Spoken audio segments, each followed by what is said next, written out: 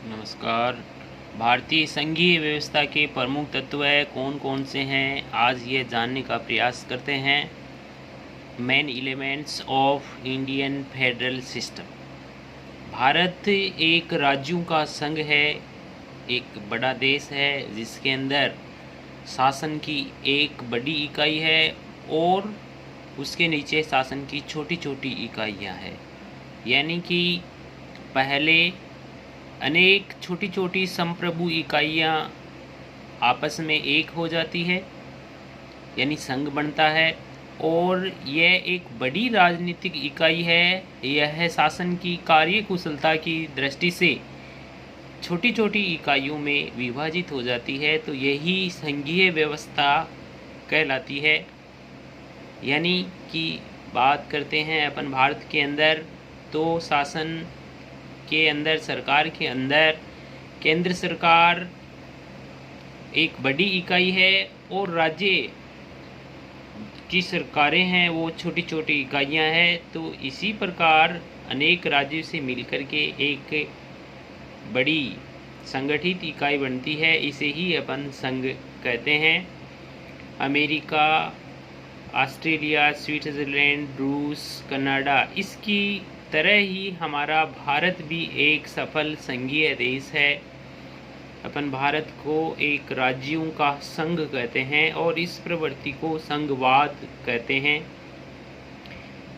यह संघ क्रियाशील रहता है। इसके क्या कारण है, इसके प्रमुख तत्व कौन कौन से हैं, यह देखते हैं अपन। ये जो तत्व लिखे हुए हैं, एकल नागरिकता, संविधान की सर्वोच्चता, एकात्मकता का प्रभुत्व, निष्पक्ष और स्वतंत्र न्यायपालिका, राज्यपाल का पद, राज्यों का सदन होता है राज्यसभा, शक्तियों का स्पष्ट विभाजन और राज्यों को पृथक होने का अधिकार नहीं। ये जो तत्व है यह एक भारत को सफल संघ बनाते हैं। इनमें से पहला है एकल नागरिकता। एकल नागरिकता का अर्थ है कि भारत के अंदर रहने वाला कोई भी नागरिक भारत का नागरिक है, उसे राज्यों की अलग नागरिकता नहीं दी जाती है। क्योंकि राज्य तो अलग अलग है, तो यदि अलग अलग राज्य है उनके अंदर रहने वाले नागरिकों को अलग अलग यदि नागरिकता मिलेंगी तो वह कई बार ऐसे कह देंगे कि हम उस स्टेट के नागरिक है, भारत के नागरिक नहीं है। तो विवाद से बचने के लिए, सफल संघ बनाने के लिए ऐसा सिस्टम नहीं है कि राज्यों की अलग नागरिकता उन्हें प्रदान की जाए। भारत में बसने वाला प्रत्येक नागरिक भारत का नागरिक है, यह उन्हें एकल नागरिकता प्रदान की गई है। संविधान की सर्वोच्चता, कोई भी मामला हो, कोई भी कार्य हो, कोई भी शक्ति का प्रयोग करना हो, सबके अंदर, चाहे न्यायपालिका हो, कार्यपालिका हो, व्यवस्थापिका हो, इन सब के ऊपर संविधान की सर्वोच्चता है। संविधान के अंदर जो वर्णित बातें हैं उनका पालन करना आवश्यक होता है। तो यह एक भारत को बनाने का कार्य करते हैं। तीसरा जो तत्व है संघीय व्यवस्था का, जो तत्व है एकात्मकता का प्रभुत्व। पूरा भारत एक है। भारत के अंदर जब भी कोई विपदा आ जाती है तो आपातकाल का प्रावधान है। जब कोई अन्य संकट वगैरह आते हैं तो संसद है वो कानून लागू कर सकती है। नागरिकता है वो अपने को एकल मिली हुई है। यह एकात्मक लक्षण है, यह संघीय व्यवस्था का एक गुण है। जब शक्ति है तो उसका भी विभाजन है। जो चौथा तत्व है निष्पक्ष और स्वतंत्र न्यायपालिका। भारत के अंदर नागरिकों को, चाहे वह किसी भी राज्य का हो, उनको न्याय दिलाने के लिए न्यायालय की स्थापना की हुई है। यह न्यायालय होते हैं, यह किसी के किसी के बहकावे में आकर के निर्णय नहीं लेते हैं, वो स्वतंत्र होते हैं, अपना निर्णय स्वतंत्र रूप से जारी करते हैं। सभी राज्यों के जो शीर्ष न्यायालय हैं, इनके सबके ऊपर भारत में एक सर्वोच्च न्यायालय की स्थापना की गई है।